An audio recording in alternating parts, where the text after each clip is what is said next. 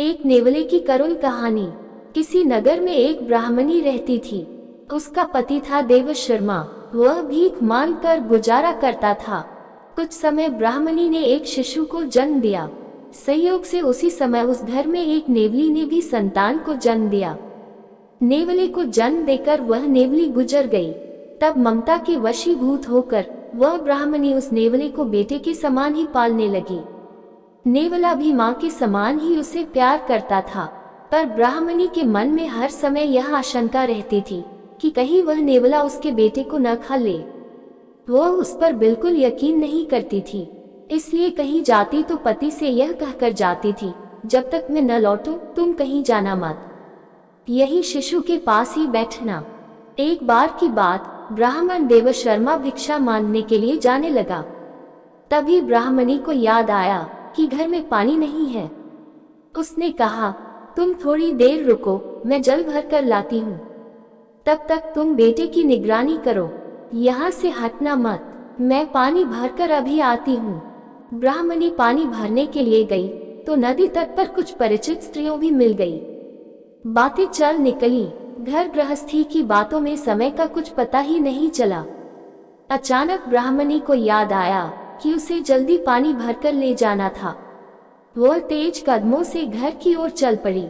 ब्राह्मण ने देखा कि ब्राह्मणी को गए बहुत देर हो गई और अभी तक वह लौटी नहीं है, तो वह दरवाजा बंद करके भीख मांगने चला गया। थोड़ी देर में ही एक विशाल सांप वहां आया। वह दरवाजे को धक्का देकर अंदर आया और धीरे धीरे आगे बढ़ने लगा। वह ब्राह्मणी के उस सोए हुए शिशु को खाना चाहता था। तभी नेवले ने उसे देखा। वह अपने भाई की रक्षा के लिए बहादुरी से उससे भिड़ गया। देर तक लड़ाई चली।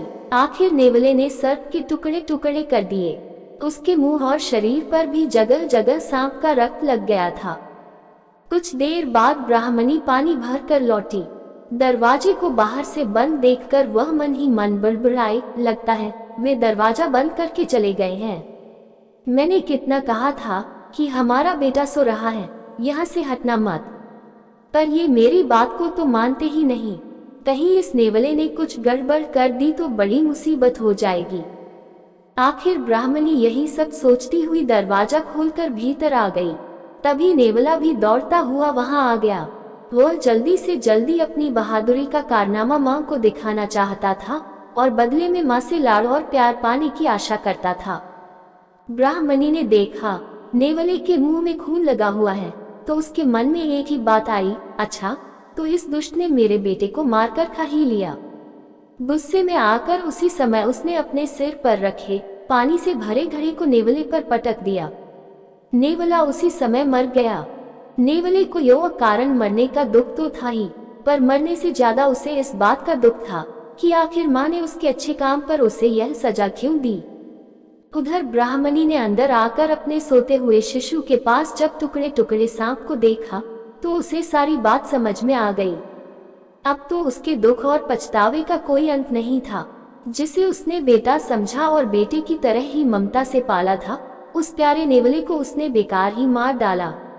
नेवले ने तो पूरी बहादुरी से सांप से भिड़कर ब्राह्मणी के बेटे के प्राण बचाए थे, पर बदले में ब्राह्मणी ने कृतज्ञता जताने की बजाय उल्टे उसकी जान ले ली।